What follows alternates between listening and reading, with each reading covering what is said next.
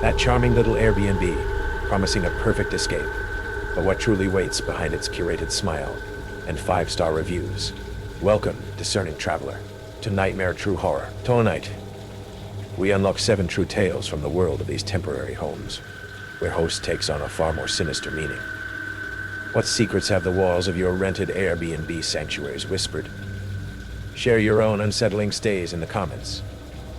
And if you dare to peer deeper into these curated nightmares, subscribe. The door is always ajar. And remember, the most terrifying discoveries often happen after check-in, when the host of your Airbnb is nowhere to be found. Yet everywhere at once, I never thought much about the tiny spaces between walls and old buildings. The hollow pockets where pipes run, where wiring snakes through decades of renovations.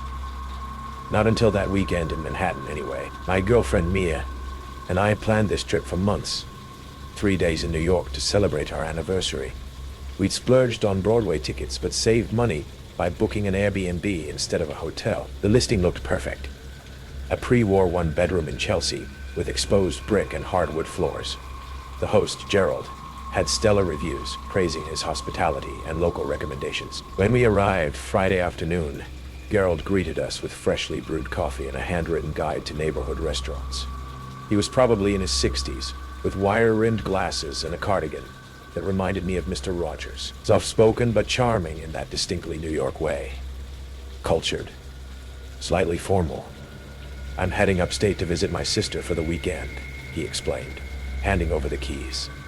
But I'm only a phone call away if you need anything at all. The apartment exceeded our expectations. Large windows overlooked a tree-lined street.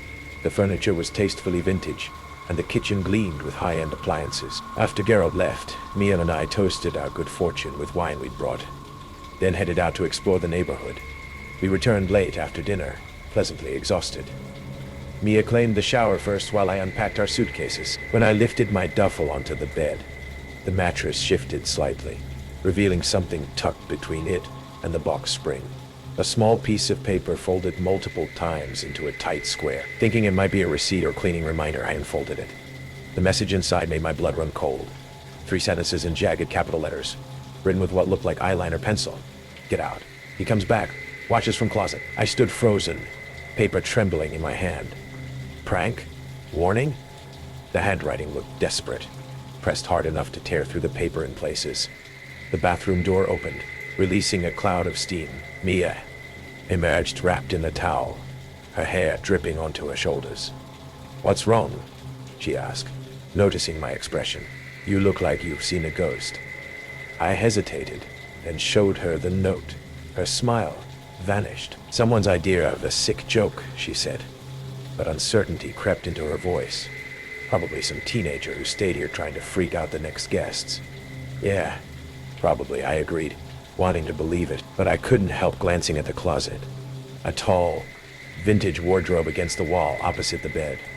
Its dark wood doors were slightly warped with age, leaving a thin gap between them. That night, I couldn't sleep. The note lay hidden in my wallet, but its message burned in my mind. Every creak of the old building, every distant siren or neighbor's footstep sent electricity down my spine. Beside me, Mia slept peacefully, her breathing deep and regular. Around 3 a.m. I heard it, a soft scratching sound from inside the closet, like fingernails gently dragging across wood. I froze, straining my ears. It came again, slightly louder. Scratch! Scratch! Pause! Scratch! Mia, I whispered, shaking her shoulder gently. Wake up, she stirred, mumbling. What's wrong? Listen. We both held our breath. The scratching had stopped. I don't hear anything, she said sleepily. There was scratching from the closet. She propped herself up on one elbow. Probably mice. Old building like this, bound to have them. What if it's not? The note's warning echoed in my head. He comes back, watches from closet. Mia sighed and reached for her phone, turning on the flashlight. Let's check then. I followed her to the closet, heart hammering. She pulled the doors open in one swift motion, illuminating hanging clothes, a stack of extra blankets and emptiness. See? Nothing, she said, shining the light into the corners. No monsters, no creepy host. I nodded. feeling simultaneously relieved and foolish. We returned to bed, Mia falling back asleep almost immediately. But I remained awake, staring at the ceiling. The closet doors now firmly shut, but somehow still threatening in the darkness. The next morning over coffee, I sheepishly suggested we look up more information about Gerald. Mia indulged me, and we spent 20 minutes scrolling through his Airbnb profile on her phone, hosting for 5 years. Over 300 positive reviews, she noted. People love him. I scrolled further back, scanning the reviews, overwhelmingly positive, until I found one from about a year ago, a single star with no comment. It stood out starkly among the 5-star ratings. That's weird, I muttered. Who leaves a 1-star review without explanation? Curious. I searched Gerald's name online while Mia showered. Most results were innocuous. A LinkedIn profile showing he was a retired librarian. A few mentions in community newsletters. But on the 4th page of search results, I found something that made my stomach drop. A local news article from 14 months ago. Manhattan man questioned in disappearance of French tourist. The piece included a blurry photo of Gerald being escorted into a police station. According to the article, a 23-year-old woman visiting from Paris had last been seen entering his building. Gerald claimed she had stayed in his Airbnb, but left after reservation, and police found insufficient evidence to charge him, and the case remained open. I checked the date of the 1-star review, 1 week after the article was published. My palms were sweaty as I closed the browser. Perhaps it was a terrible coincidence. Perhaps Gerald had been wrongfully suspected. Perhaps. But the note under the mattress felt heavier now, its warning more urgent. Throughout the day, we tried to enjoy the city, visiting museums, walking the High Line. But my mind kept returning to the apartment, to the closet, to Gerald's gentle smile that now seemed sinister in retrospect. You're being ridiculous, Mia said over dinner, noticing my distraction. If you're really worried, we can find a hotel. I shook my head, embarrassed. No, you're right. I'm letting my imagination run wild. But when we returned to the apartment that evening, something had changed. I noticed it immediately. The stack of mail on the entry table had been rearranged. A coffee mug I'd left in the sink was now in the dish drainer. Did you clean up earlier? I asked Mia. She shook her head, frowning. Maybe the building has a cleaner? On Saturday evening? We both fell silent, the implications settling around us like dust. Gerald said he'd be gone all weekend, Mia whispered. Let's check the apartment, I suggested, trying to keep my voice steady. We moved through each room methodically. Everything looked undisturbed until we reached the bedroom. The closet doors, which we had firmly shut that morning, now stood slightly ajar. That thin vertical gap between them seemed to watch us like an attentive eye. We should leave, I said quietly. Now, Mia nodded, her earlier skepticism evaporating. We grabbed our essentials as quickly and quietly as possible. As I reached for my wallet on the nightstand, I heard it again, that soft scratching from inside the closet. Mia froze, her eyes widening. She'd heard it too. The scratching grew more insistent. Scratch, scratch, let's go, I whispered, taking her hand. We backed toward the bedroom door. The scratching stopped, replaced by something worse. A soft, deliberate creak as the closet door began to open from the inside. We didn't wait to see what emerged. We ran, slamming the apartment door behind us and taking the stairs 2 at a time, rather than waiting for the elevator. On the street, gasping for breath, we hailed the first taxi we saw and directed it to the nearest hotel. Safe in our new room, Mia called Airbnb to report what had happened. I called the police. Both responded with professional concern that felt inadequate compared to our terror. The police said they would investigate, but didn't seem particularly alarmed by our story of a possibly hidden host, and a warning note that we had, unfortunately, left behind in our panic. We spent a sleepless night at the hotel, jumping at every sound. The next morning, 2 police officers called to inform us they had checked the apartment and found nothing suspicious. Gerald had returned from upstate and was quite concerned about our abrupt departure. Did you check behind the walls? I asked. The spaces between the closet and the next apartment? The officer's pause told me everything. Sir, we looked through the entire apartment. There was no evidence of anyone hiding or living in the walls. But I knew what I had heard. What we had both heard 2 days later, back home in Boston. I received an email notification. Gerald had left us a review on Airbnb. My finger hovered over the notification, trembling slightly before I finally clicked it. Alex and Mia were lovely guests, though they left rather suddenly. They forgot several personal items which I'm happy to mail back to them. I do hope they return. I so rarely get to know my guests as well as I'd like to. I showed a photo of items we left behind in our hasty escape. Mia's favorite sweater, my toothbrush, and my wallet. Opened to reveal the folded note I'd hidden inside. That was 3 months ago. We've moved twice since then, each time checking the closets carefully, inspecting walls for hidden spaces. Last week, a package arrived at our new address, one we hadn't shared with anyone from New York. Inside was Mia's sweater, freshly cleaned and folded. No return address, no note needed. Sometimes at night, I still wake to that sound. Soft scratching, like fingernails gently dragging across wood. Mia says it's just the building settling, old pipes, or my imagination. But I know better now. I understand the spaces between walls aren't always empty, and I know that somewhere, Gerald is still watching, waiting for guests who will stay just a little longer, who won't notice the warning until it's too late. I check our closet doors every night now, making sure they're firmly shut. But even then, I can't help wondering, if someone wanted to hide, to watch, how much space would they really need? The answer, I've learned, is terrifyingly little. I'm no stranger to solo trips. At 28, I've couch surfed, hosteled, and Airbnb my way through enough places to know the drill. Check reviews, lock the doors, trust your gut. So when I booked a weekend getaway in a small Oregon town, cued a frame cabin, nestled in the pines, 5 stars across the board, I didn't think twice. The host, Greg, seemed normal enough. His profile pic showed a middle-aged guy with a flannel shirt and a forced smile, the kind you'd see at a hardware store. Heading out of town, his message said. The place is all yours. I packed my laptop, some hiking boots, and drove up from Portland, ready for a quiet weekend of writing and fresh air. The cabin was perfect at first glance. Wooden beams, a stone fireplace, big windows overlooking the forest. But the second I stepped inside, something felt off. The air was heavy, like someone had just been there. A half-empty coffee mug sat on the counter, still warm. Weird, I thought, but maybe Greg just left in a rush?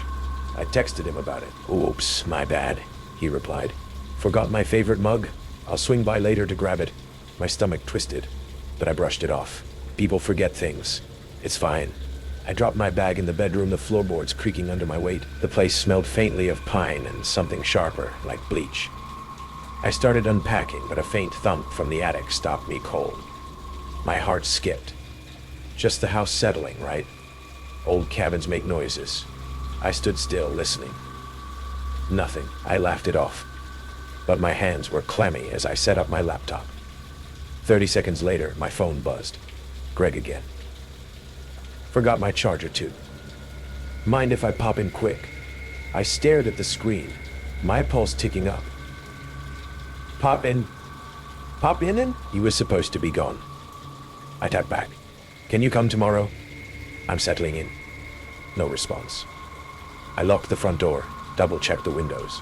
The silence in the cabin felt louder now, pressing against my ears. I tried to focus on writing, but every creak of the house made me jump. The forest outside was pitch black, the kind of dark that swallows light. Around 9 p.m., headlights swept across the windows. My chest tightened. A car door slammed. Footsteps crunched on the gravel outside. I froze, staring at the door. A shadow moved past the window, too quick to make out. Then a knock. Slow, deliberate. Ellie? It's Greg. His voice was calm, but it carried an edge, like he was trying too hard to sound friendly. I didn't move. Just need to grab that charger. Won't be a sec. My mouth went dry. I hadn't told him my name. Not in the messages. Not anywhere. I tiptoed to the door, peering through the peephole. Greg stood there, his face lit by the porch light. His eyes were wide, unblinking, locked on the door like he could see through it. My breath caught. He knocked again, harder. Ellie, come on! I know you're in there. I backed away, my heart hammering. I texted him, fingers shaking. I'm not home.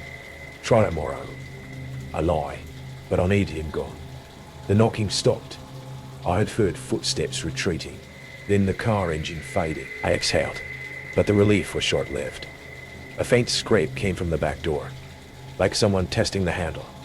I grabbed a kitchen knife and crept toward the sound. The back door was locked, but the handle jiggled slightly, like someone was still there. I held my breath, waiting. Silence. Then from upstairs another thump, heavier this time. My stomach dropped. The attic. I hadn't checked the attic. I clutched the knife tighter and moved toward the stairs, each step creaking louder than the last. The attic door was a pull-down ladder in the hallway ceiling. It was closed, but a faint draft carried that bleach smell again, stronger now. I stood under it, staring up, my pulse roaring in my ears. Something shifted above me. A soft scrape, like boots on wood. I should have called the cops right then, but my phone was still in my hand, and my brain screamed E-proof. I opened the camera, hit record, and pulled down the ladder. The hinges groaned. Dust drifted down. I climbed, each rung colder than the last, the knife trembling in my grip. The attic was dark, but my phone's flashlight caught glimpses. Insulation, exposed beams, and a sleeping bag, a pillow, a takeout container. My blood ran cold. Someone had been living up here. Someone had been living up here. I panned the light, and it landed on a stack of photos pinned to the wall. Photos of me, at the gas station on my way here, at a coffee shop in Portland. My hands shook so bad I nearly dropped the phone. A floorboard creaked behind me. I spun around, the light catching Greg's face in the corner. He was crouched, staring, his eyes gleaming like an animal's. "You weren't supposed to find that," he said, his voice low, almost a growl. I screamed and bolted for the ladder, but he was faster. His hand grabbed my ankle, yanking me back. The knife flew from my hand, clattering across the floor. I kicked, my heel connecting with his face. He grunted, loosening his grip just enough for me to scramble down the ladder. I hit the hallway floor hard, pain shooting through my knees, and sprinted for the front door.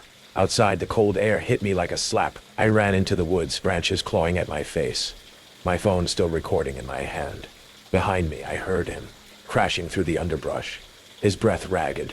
"Ellie," he shouted, his voice twisting into something desperate, unhinged. I didn't look back.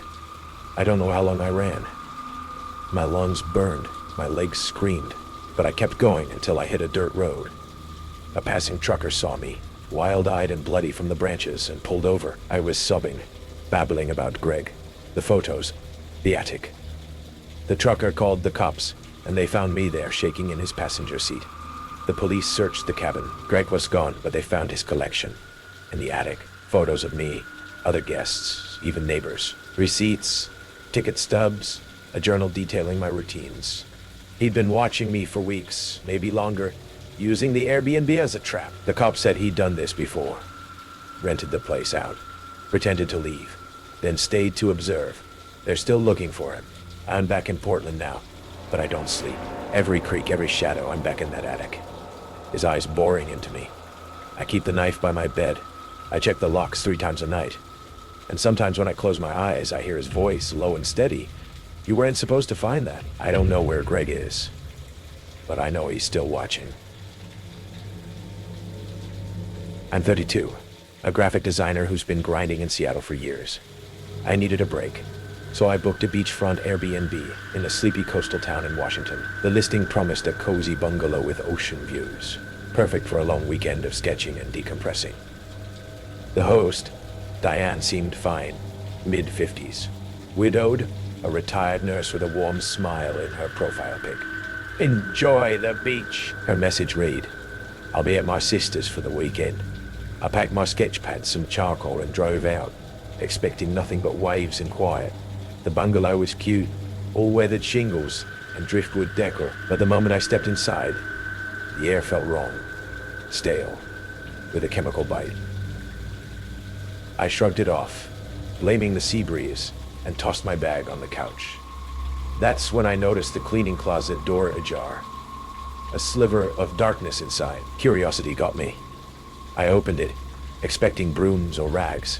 Instead, I found industrial rolls of plastic sheeting, a stack of duct tape, 3 brand new shovels, and 4-gallon jugs of bleach.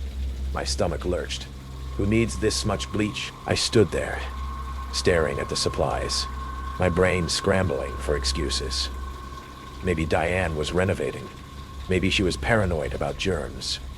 But my gut screamed wrong. I snapped a photo, my hands unsteady, and texted Diane. Hey, found some heavy-duty stuff in the closet. Everything okay? No reply. I locked the closet and checked the front door's deadbolt. The waves outside roared louder than they should. I tried to settle in, sketching by the window, but every creak of the bungalow made my pencil freeze. Around dusk, my phone pinged. Diane. Oh, just some old supplies. Ignore them. Her words felt too casual, like she'd rehearsed them. I nodded to myself, trying to believe it. But then I heard it, a low scrape from the back porch, like something heavy being dragged. I grabbed a kitchen knife and crept to the back door, my pulse hammering. The porch was empty, but a muddy footprint glistened on the boards. Too big to be mine. My breath hitched. I locked the door, my hands slick with sweat, and backed away. The house felt smaller now, the walls pressing in. I texted Diane again. Someone's been on the porch. You sure you're not here? No response. I didn't sleep. I sat on the couch, knife in hand, listening to the ocean and the occasional creak from the attic. Around midnight, a faint thud came from above, like something heavy shifting. My mouth went dry. Old houses settle, I told myself. But the thud came again, rhythmic, like footsteps pacing. I gripped the knife tighter, my eyes glued to the ceiling. By 1 a.m., I couldn't take it. I had to know. The attic hatch was in the hallway, a pull-down ladder with a rusty spring. I tugged it down, the groan of metal echoing in the quiet. A cold draft hit me, carrying that chemical smell again. Bleach, sharp and choking.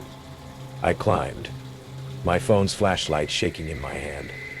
The attic was cramped, cluttered with boxes. But in the corner, half hidden by a tarp, was a duffel bag. My heart pounded as I unzipped it. Inside, rope, a roll of plastic sheeting, and a Polaroid of a woman who wasn't me, her eyes wide with terror. I stumbled back, my flashlight catching something else. A scratched notebook. I flipped it open, pages of names, dates, addresses. Mine was there, scrawled in red ink with notes. Arrives Friday. Alone, my knees buckled. I was halfway down the ladder when I heard the front door rattle. Someone was trying to get in. I froze, clutching the notebook. The rattling stopped, replaced by a soft tap-tap-tap on the window. I didn't look. I couldn't. I bolted to the bedroom, barricading the door with a dresser. My phone was at 5%, but I called 911, whispering my address, my voice cracking. The operator told me to stay put. I crouched by the bed, the knife trembling in my grip, listening to the silence that wasn't silent anymore. Footsteps circled the house, slow and deliberate. Minutes dragged like hours. Then a voice, Diane's, soft and syrupy, through the bedroom window. You found my things, didn't you? My blood turned to ice. I didn't answer. The window creaked, like she was prying it open. I pressed myself against the wall, my heart slamming so hard I thought it'd burst. Headlights flashed through the curtains. A car door slammed. Police! A voice shouted. The footsteps outside stopped. I heard gravel crunch, then nothing. The cops found me curled up, still clutching the knife. They searched the house. Diane was gone, but they found more in the attic. Photos, driver's licenses, a bloody glove. The notebook listed dozens of names, some crossed out. The cops said Diane had been renting the place for years, always to solo travelers. Some never checked out. I'm back in Seattle now. But I don't go out much. Every delivery guy, every neighbor's glance feels like her. I keep the notebook, though the cops made a copy. I don't know why. Maybe to remind myself it was real. Diane's still out there, and I can't shake the feeling she's waiting, watching, planning her next cleanup. The little blue house on Hawthorne Street looked like something straight off a postcard. White picket fence, cheerful yellow door, roses climbing a trellis. My name's Mark, and I'm a freelance architect. I'd booked this suburban Airbnb for a month, needing a quiet place to focus on a big project, away from the city's relentless thrum. It seemed perfect, quaint, normal. I was hauling my second suitcase from the trunk when she approached. An older woman, maybe late 60s, with kind eyes and a nervous tremor in her hands. She emerged from the house next door, a faded apron tied around her waist. "You the new guest?" she asked, her voice soft, almost a whisper. I nodded, offering a friendly smile. Her smile didn't quite reach her eyes. She glanced at the yellow door of my rental, then leaned in conspiratorially, her voice dropping even lower. "Listen, son, I don't mean to pry, but, well, strange things happen in that house. The last folks, the ones who were here long term, they left in a terrible hurry. Terrified they were." She wrung her hands. "Just be careful, okay?" Before I could ask what she meant, she gave a quick, worried nod and scurried back to her own porch. Strange things. The words hung in the air, a little cloud over the otherwise sunny afternoon. I tried to shake it off. Probably just local gossip. An old woman with an overactive imagination. The house itself was charming, if a little dusty. Old wooden floors, antique furniture, the faint, lingering scent of lavender, and something else I couldn't quite place. Something metallic, almost like old pennies. I unpacked, set up my laptop, determined to ignore the neighbors' unsettling welcome. The first night was quiet. Too quiet. The kind of silence that presses in, making every creak of the old house sound like a footstep. I kept thinking about the neighbor's warning. Terrified. What could terrify someone into leaving in a hurry? I found myself double-checking the locks, peering through the curtains before heading to bed. Probably just new place jitters, I told myself. A few days passed. I fell into a routine. Work, a late afternoon walk, a simple dinner. The unease began to fade. Then, one morning, I came downstairs to find a small, antique porcelain doll sitting on the mantelpiece in the living room. I hadn't noticed it before. It was creepy, with vacant glass eyes and a tiny, fixed smile. I was sure it hadn't been there when I'd gone to bed. I brushed it off. Maybe the cleaning crew had come in while I was out for my walk and rearranged things. But I hadn't seen any cleaning crew. The next incident was harder to dismiss. I always left my work meticulously organized on the dining room table before bed.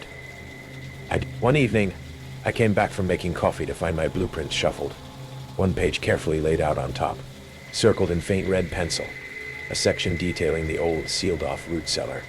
My blood ran cold. I lived alone. I'd locked the doors. The red pencil wasn't mine.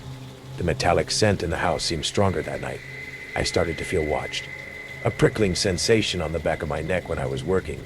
The distinct feeling of eyes on me when I moved through the house. I'd whip around, expecting to see someone, but there was never anything but the empty rooms, the antique furniture, the silent, smiling doll on the mantelpiece. The alarms I'd set on my phone for project deadlines would sometimes go off at odd hours, displaying garbled text instead of my reminders. Sleep became a luxury. I'd hear faint scratching sounds from within the walls, the soft thud of something falling in a locked room upstairs. One night, I woke up to a rhythmic tapping coming from the direction of the root cellar door in the kitchen. A heavy, bolted thing that, according to the Airbnb host's notes, hadn't been opened in decades. Tap, tap, tap. It was slow, deliberate, like someone patiently trying to get out, or in. I remembered the neighbor, Mrs. Henderson. I saw her in her garden the next day and cautiously approached. "About what you said, strange things." Her face went pale. "You've seen them then?" "Heard them," she whispered, glancing nervously back at my rental. "The Carver family, the ones before you, they said the house wanted something. They found things, old things, buried in the cellar. They tried to tell the owner, Mr. Blackwood. He didn't want to hear it.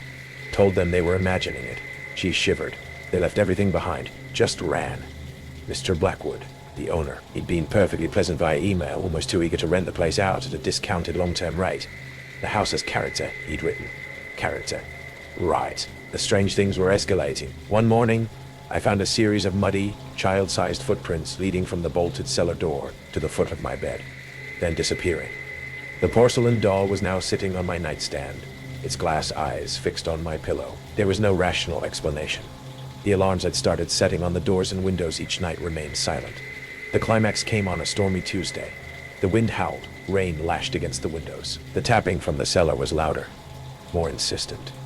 Then, a new sound, a faint, high-pitched whimpering, like a distressed child, also seeming to come from behind that bolted door. My rational mind screamed at me that it was the wind, the old house, my frayed nerves. But the part of me that had listened to Mrs. Henderson, that had seen the footprints, knew better. I had to know. Driven by a terrifying cocktail of fear and a desperate need for answers, I grabbed a heavy iron poker from the fireplace. The bolts on the cellar door were old, rusted. It took effort, the metal groaning in protest. Finally, they gave. The door creaked open onto a flight of steep, narrow wooden steps, disappearing into a pitch-black, earthy-smelling void. The whimpering had stopped. Flashlight beam cutting through the oppressive darkness, I descended. The cellar was small, damp, the walls rough stone. In the center of the dirt floor was a freshly disturbed patch of earth, and lying beside it, a small, tarnished silver locket, identical to one I'd seen in a faded photograph of the Carver family. The previous tenants, that the host had left in a welcome binder. Then my flashlight beam fell on a stack of old leather-bound ledgers in a dark corner. I opened one. Names, dates, descriptions, chillingly detailed accounts of guests at the Hawthorne house, going back decades. Not all of them had checked out. Some entries ended with "found peace in the garden," or became one with the house. The last entry, dated just before my arrival, was for the Carver family. It simply read, "Resisted integration, relocated." A floorboard creaked above me, in the kitchen. I wasn't alone in the house. I scrambled back up the stairs, my heart a frantic drum. Standing in the kitchen, silhouetted against the flickering emergency light I'd left on, was Mr. Blackwood, the owner. He held a shovel. His pleasant email demeanor was gone, replaced by a cold, appraising stare. "Find what you were looking for, Mr. Davis?" he asked, his voice calm, almost gentle. Some guests are more curious than others. The Carvers were very curious. "What did you do to them?" I gasped, backing away. "The house has needs," Blackwood said, taking a step towards me. "It gets lonely. It likes company, permanent company. Some embrace it. Others," he hefted the shovel slightly, "need a little persuasion to stay." His motive wasn't just profit. It was something far more possessive, more monstrous. He was the house's caretaker, its feeder. I didn't wait for more. I threw the heavy ledger at him, a desperate distraction, and bolted for the back door, out into the storm. I ran, not knowing where I was going.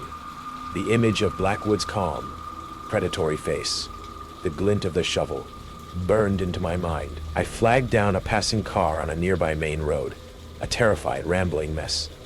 The police investigated.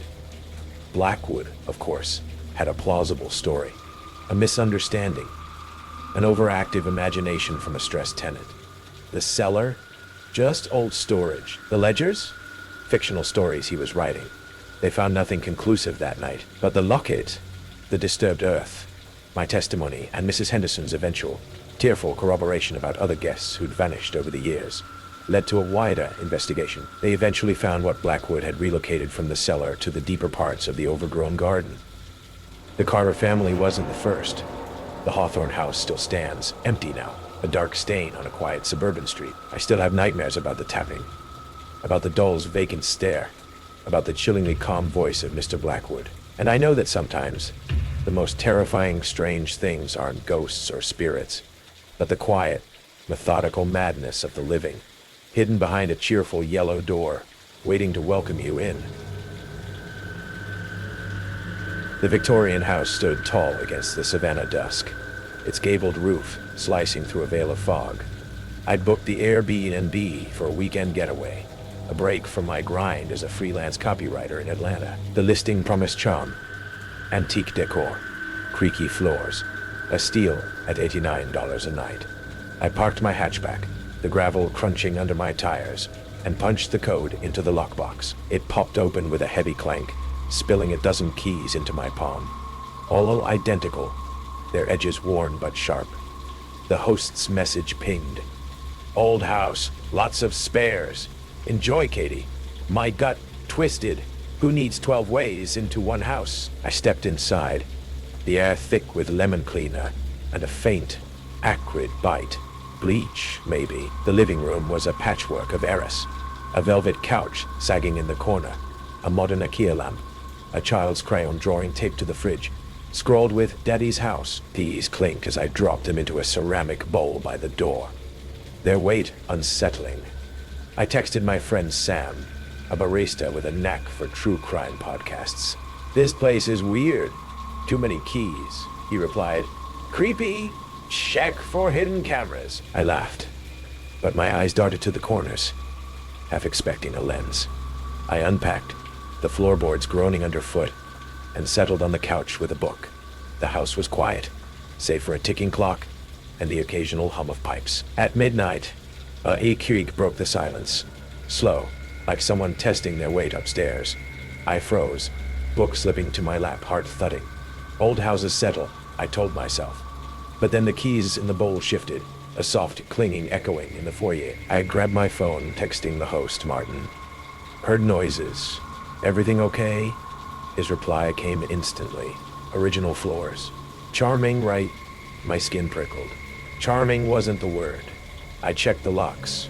Front door, back door, all secure. But the basement door, tucked by the kitchen, had 3 deadbolts, the knobs scratched, as if clawed.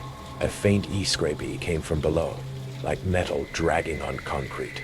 My breath hitched. I wedged a chair under the handle, the wood creaking, and retreated to the bedroom, locking myself in. The bed smelled of starch, its frame creaking as I lay down. At 2 a.m., a goy thump shook the ceiling, heavy like boots dropping. I clutched my phone, the flashlight beam trembling as I scanned the room. Nothing, just shadows pooling in the corners. Morning brought a gray haze. I called Sam, voice low. "Something's off here. Noises, scratches on the basement door." He urged me to leave, but I'd paid for the weekend, and curiosity gnawed at me. I searched the house, finding quirks, a mirror angled oddly, a floorboard loose in the hall. The basement door scratches were deeper in daylight, fresh, like fingernails. I texted Martin, "What's with the basement locks?" His reply, "Storage, don't worry," but worry was all I felt. That afternoon, I drove to a diner, needing air. The waitress, a wiry woman named Dot, overheard me mention the address. "That place?" she said, coffee pot pausing. Guy who lived there, Martin, was odd. Always alone, tinkering in his basement. My stomach twisted. I asked if he still lived there. "Moved out, I think. Rents it now." Back at the house, the keys in the bowl were rearranged, one missing. My pulse raced. I hadn't touched them. At dusk, I couldn't ignore the basement. Armed with a kitchen knife and flashlight, I pried the chair away, the deadbolts cold under my fingers. The door groaned open, revealing stairs descending into dark. The air was damp, smelling of earth and something rotten. My beam caught a shag carpet, a twin bed with leather straps, and a shelf of VHS tapes labeled Guest Hash 12, Guest Hash 37. A TV sat in the corner, its screen flickering static. My heart pounded. I grabbed a tape, my hands shaking when a wide clinking echoed upstairs. Keys, all of them, rattling in the bowl. I froze, the tape slipping from my fingers. Footsteps creaked above, slow, deliberate, circling the foyer. I killed the flashlight, backing into a crawl space, its walls slick with mold. The basement door slammed shut, the footsteps descending, heavy, unhurried. A man's voice hummed, "You are my sunshine," low and raspy. My breath caught. The TV flared to life, static clearing to show the living room. Hours ago, reading on the couch, the IKEA lamp glowing, a shadow moved behind me on screen. Unnoticed then, but clear now. The humming stopped. Loafers scuffed the carpet, pausing inches from the crawl space. I clutched the knife, sweat stinging my eyes, the rotten smell choking me. The TV looped, now showing another guest, a woman, asleep, a hand adjusting the camera. The man, Martin, muttered, "Number 43, rewinding the tape. My blood ran cold. I was 43. The footsteps retreated, the door creaking shut. I waited, lungs burning, then bolted upstairs, grabbing my keys, my phone, and ran to my car. Police swarmed the house, sirens piercing the fog. They found 7 phones buried in the backyard. each with the Airbnb app open, linked to Martin's listing. The tapes held hours of footage. Guests, unaware, watched, some never seen again. Martin, a recluse with a rap sheet for stalking, had rigged the house, his motive a twisted need to control, to keep his guests through cameras and tapes. He'd fled, his car spotted in Georgia, but no trace since. I moved to Charlotte, a new apartment, no rentals. But last night, my deadbolt turned, slow, deliberate, though no one was there. The keyhole was scratched raw, fresh marks glinting. A Polaroid slid under the door. Me, in the Victorian's bedroom asleep, taken that first night. On the back, in jagged scrawl, guest hash 43. I check my locks, keep a bat by the bed. But every clinking, every eye creaking, feels like Martin, his key still turning, his tape still rolling. The city's lights can pierce the fog of that house. I'm safe, they say. But Martin's out there, his camera's hidden, my face still in his frame. I've always been a cautious person, triple-checking locks, researching neighborhoods before visiting, reading every review before making a purchase. That's why what happened still haunts me, because even my vigilance wasn't enough. My girlfriend Ellie and I had been planning our anniversary getaway for months. We wanted somewhere secluded, somewhere we could bring our golden retriever, Max. He was getting older, and we hated the thought of leaving him at a kennel. This one looks perfect, Ellie said, showing me her phone. The listing showed a charming cabin nestled among towering pines, 20 minutes outside of a small town in rural Oregon. 5 stars, pet-friendly, and the host, Sandra, had nothing but glowing reviews. I scrutinized the listing like I always did. Pictures looked genuine. Reviews seemed legitimate. One reviewer specifically mentioned bringing their dog, saying Sandra was so accommodating to our furry friend. The booking was made. The drive took longer than expected. We arrived as dusk settled, the forest around us growing darker by the minute. The cabin appeared exactly as advertised. Rustic wooden exterior, wraparound porch, surrounded by nothing but wilderness and the gentle whisper of wind through pine needles. Sandra met us with a bright smile that didn't quite reach her eyes. Welcome. You must be tired after your drive. She was thin, somewhere in her 50s, with hair pulled back so tightly it seemed to stretch her skin. I live just down the road if you need anything. As she handed over the keys, her gaze lingered on Max. What a beautiful dog, she said, reaching down to pet him. Max, usually friendly to strangers, backed away with a low whine. He's just tired from the trip, I explained, though something about the interaction made my skin prickle. The cabin's interior was cozy, stone fireplace, well-worn furniture, and a small kitchen that smelled faintly of pine cleaner. As Ellie unpacked, I took Max outside to explore the property. That's when I noticed the shed.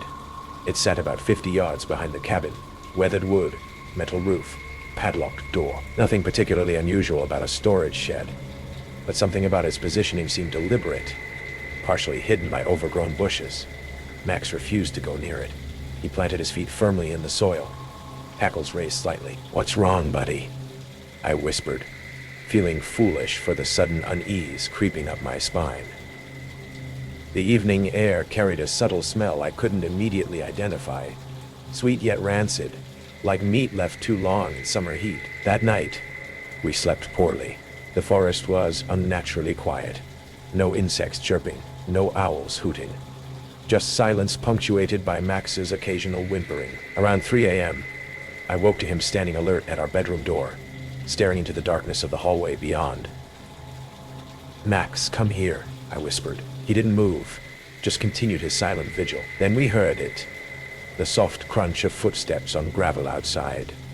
They circled the cabin slowly, deliberately, before stopping near our bedroom window. The curtains were drawn, but I could sense someone standing just outside, perhaps inches from the glass. Ellie squeezed my hand so hard it hurt. We both held our breath, waiting. After what felt like eternity, the footsteps retreated. "Probably just an animal," I said, not believing it myself. Ellie nodded, but neither of us slept again that night. The next morning was deceptively bright and normal.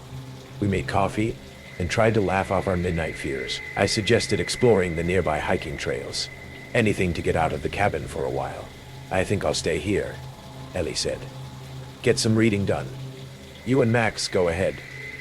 I hesitated, not wanting to leave her alone, but she insisted. Max and I set off down a trail that wound through the forest. After 30 minutes of walking, something struck me as odd. We hadn't seen any wildlife. No squirrels, no birds, nothing. Just endless trees and silence. When we returned to the cabin, Ellie was pale, her hands shaking slightly as she clutched her book. What happened? I asked, alarmed. Sandra stopped by, she said. Wanted to make sure everything was okay. She kept asking about Max, his breed, his age, if he had any health problems. I felt that same unease from yesterday returning. That's weird. And she mentioned the shed, Ellie continued. Said it's where she keeps supplies for special guests. Then she laughed in this strange way and left. That night, I couldn't sleep. Around midnight, I slipped out of bed, grabbed my phone as a flashlight, and whispered for Max to follow. He hesitated, then padded after me. We moved silently through the cabin and out the back door. As we approached, that smell grew stronger. The sickly sweet odor of decay. Max whined softly, pressing against my leg. There was a narrow gap between the shed's door and frame, just enough to see inside if I used my phone's light. What I saw made my blood run cold. Animal cages lined the walls, most empty, but some containing dark shapes I couldn't make out. Surgical tools lay organized on a metal table. Restraints, too small for humans, perfectly sized for medium dogs, hung from hooks on the wall. In the corner, a freezer hummed quietly. I stumbled backward, bile rising in my throat. Max growled, low and dangerous, his eyes fixed on something behind me. I turned slowly, already knowing what I'd find. Sandra stood there, silhouetted against the moonlight, something metallic glinting in her hand. You shouldn't be out here, she said softly. The agreement clearly states guests aren't allowed in the private areas. What is this place? I managed to ask, my voice barely audible. Some people call me a collector, she said, stepping closer. Others might use less flattering terms. But I prefer to think of myself as a connoisseur of rare specimens. Her eyes fixed on Max. Golden retrievers aren't particularly rare, but yours has such beautiful bone structure. And those eyes, so expressive. I felt sick realization dawning. All those glowing reviews, the specific mention of being pet-friendly, the complete absence of wildlife around the property, the freezer humming in the shed. We're leaving, I said firmly, backing away with Max. Sandra's smile widened. The roads around here can be treacherous at night. Cell service is spotty too. Why not wait until morning? I heard Ellie calling my name from the cabin porch, her voice tight with fear. Sandra glanced toward the sound, momentarily distracted. I seized the opportunity, whistling sharply for Max to follow, as I sprinted back toward the cabin. We threw our belongings into the car in record time. Sandra watched from the edge of the property, that same calm smile on her face, making no move to stop us. As we drove away, I caught a glimpse of her in the rearview mirror, standing perfectly still in the moonlight. The Airbnb listing disappeared the next day. When I tried to report it to local authorities, they found no record of a Sandra matching my description owning property in the area. The address we'd been given led to an empty plot of land. No cabin, no shed, nothing but overgrown forest. Sometimes I wake up in the night, heart pounding, thinking I hear footsteps circling our house. Max sleeps closer to us now, and we've never booked another pet-friendly accommodation. But the worst part is knowing she's still out there, waiting, collecting, and I can't help but wonder how many special guests have disappeared into that shed. Their owners leaving glowing reviews before driving away, never realizing what they've narrowly escaped. The real horror isn't that monsters exist, it's that they hide in plain sight, behind 5-star reviews and friendly smiles, waiting for the perfect specimens to walk willingly through their doors. I never thought renting an Airbnb in the mountains would end up haunting me. But that's exactly what happened. I'm Jake, just an average 29-year-old guy, an accountant who desperately needed a break from the city grind. I booked a remote cabin in the Colorado Rockies, thinking fresh air and isolation would recharge me. Peaceful, right? Well, that's what I thought too. The cabin was advertised as cozy, isolated. Exactly what I wanted. The photos showed rustic charm, surrounded by towering pines and serene quiet. The host, Gary, lived nearby in a smaller adjacent cabin, but assured guests complete privacy. When I first arrived, everything seemed perfect. Gary greeted me briefly. A tall, wiry man with piercing eyes and a slightly nervous laugh. He handed me the keys, gestured to his cabin a short walk away, and vanished inside without another word. Odd. But I shrugged it off. Maybe he was just shy.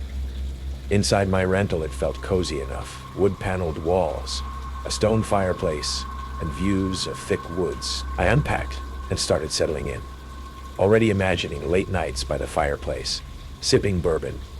Everything seemed exactly as advertised, but things started to shift as soon as the sun set. On the first night, around 10 p.m., the power flickered out.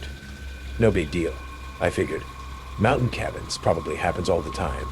I used my phone flashlight, checked the fuse box, but everything seemed fine. Through the window, I could see Gary's cabin down the hill, still brightly lit. Strange. The outage lasted maybe 10 minutes before everything flickered back to life. Just a glitch, right? Wrong? The second night, it happened again. This time, just after midnight. I just finished reading, feeling drowsy, when the lights snapped out. Total darkness enveloped me, silence pressing in so heavily that my ears rang. Something about the timing felt deliberate. A noise outside caught my attention. A faint scraping, almost rhythmic, like someone dragging something heavy across gravel. My heart quickened. I approached the window slowly, nerves prickling. Peering through the blinds, my breath caught painfully in my chest. A shadow stood silhouetted against the moonlit window, just standing, utterly still, watching. My body froze, breath tight, pulse hammering in my ears. For what felt like minutes, we remained in silent, terrifying stalemate. Suddenly, the lights flickered back on, blindingly bright. I stumbled backward, heart pounding painfully. When I looked again, the figure had vanished. I forced myself to rationalize. Probably just Gary checking on the outage. Probably. But deep down, unease had already begun twisting in my gut. The next day, I casually mentioned the outages to Gary when I spotted him outside chopping wood. He paused, axe mid-swing. Just yours, huh? His eyes narrowed slightly. Yeah. Twice now, I replied, trying to sound casual.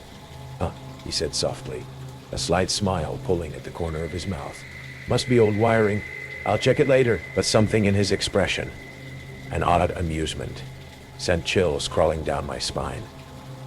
I watched him head inside, axe hanging loosely in one hand, until the door shut behind him. That evening, dread pooled in my stomach as twilight deepened. Right on cue, at exactly midnight, darkness swallowed the cabin once more. My hands shook as I pulled out my phone flashlight, desperately trying to convince myself this was old paranoia. Footsteps crunched outside, slow, heavy, approaching. Slow, heavy. I scrambled to the window, flashlight off, heart pounding furiously. Again, the silhouette appeared, standing closer this time, staring motionless into my darkened cabin. The figure leaned forward slowly, face pressing slightly against the glass, breath fogged against the window pane. A muted chuckle floated faintly through the silence, deeply unsettling. I backed away, heart nearly exploding, hands shaking uncontrollably. Then suddenly, a sharp knock rattled the cabin door. "Jake, out!" came Gary's muffled voice, friendly but with an edge. "Everything all right in there?" Adrenaline spiked. How did he get here so quickly? Why was he outside at this exact moment? "Yeah, just fine," I called out weakly, voice trembling. There was silence. Then softly, almost gently, he replied, "Good. I'll be around if you need me." Footsteps faded away into the darkness. A minute later, lights blinked back to life. Sleep was impossible after that. I checked the door locks repeatedly, peered nervously through windows, seeing only black forest staring back at me. The next morning, anxiety gnawed relentlessly. I texted a friend, detailing the unsettling events. His reply was blunt. "Get out, now." But stubbornness and doubt held me back. What proof did I have? Was I really that sure it wasn't all in my head? By nightfall, though, nerves had completely worn me thin. Bags packed hastily, I was ready to flee at the first sign of trouble. And trouble didn't disappoint. Just past midnight, the power vanished again. Only this time, it felt different, heavier, sinister. Immediately, Footsteps crunched outside the cabin. Multiple sets this time. Panic surged. Suddenly, a loud bang rattled the back door violently, followed by scraping along windows. My phone buzzed urgently. Text from my friend. Dude, I googled your host. Gary Miller was investigated for stalking Airbnb guests last year. Get out now! Fear exploded in my chest. Frantically grabbing my keys, I burst out the front door, sprinting to my car parked at the edge of the driveway. Just feet away, a shadow lunged from darkness. Gary, eyes wide, face twisted in manic excitement. Leaving so soon, Jake? He hissed, grabbing my jacket fiercely. Instinctively, I swung my bag into him, knocking him backward. Without looking, I dove into my car, tires screeching as I tore down the gravel driveway, heart thudding violently, glancing rear-view mirrors obsessively, expecting to see him chasing after. Police investigated later. They found hidden cameras in the Airbnb, footage dating back months. Guests unknowingly filmed, watched, stalked. Gary wasn't alone. He'd recruited locals into a twisted voyeuristic scheme, staging power outages to lure guests outside. Vulnerable, exposed. Authorities arrested him, but the memory remains burned permanently into my mind. Every shadowed window at night now feels like eyes watching, waiting. Every random flicker of lights triggers panic, tightening my chest painfully. I moved apartments, changed phone numbers, but true safety feels permanently lost, because late at night, alone, the memory returns vividly. Gary's silhouette pressed silently against moonlit glass, foggy breath spreading, whispering softly into the darkness. I'll be around if you need me. I'll be around if you need me. The key is returned, the Airbnb listing perhaps taken down, but the unsettling echoes of these 7 stays remain. Did the illusion of safety shatter for you, as it did for our unfortunate guests when their Airbnb turned nightmarish? The real horror, as you've seen, often lies not in the unfamiliar, but in the insidious twisting of trust, ending with a twist you never saw coming in your own rented space. Which host's hospitality will linger in your thoughts? Confess your disquiet in the comments. If these chilling chronicles of rented dread resonated, subscribe to Nightmare True Horror and illuminate that like button. Until the next perfect Airbnb getaway reveals its true nature, remember to read the reviews very, very carefully.